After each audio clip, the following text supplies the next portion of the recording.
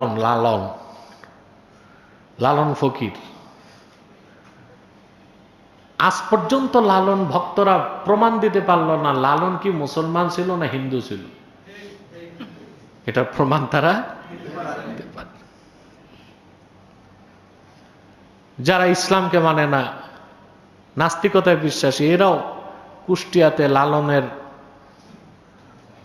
কথিত আস্তানায় ভক্তদের মিলন মেলা হয়, ওখানে যায়। ওখানে ওদের তো আর নামাজ রোজা নাই, জিকির ফিকির নাই, নারী পুরুষ অবাধে মেলামেশা করে, বদমাশি করে আর গঞ্জিকা খায়। ওখানে মনে মনে গাঁজা বিক্রি হয়, পোটলায় পোটলায় গাঁজা বিক্রি হয়। এগুলো নাকি সুফিবাদ, এগুলো কি তেরা প্রচার করে।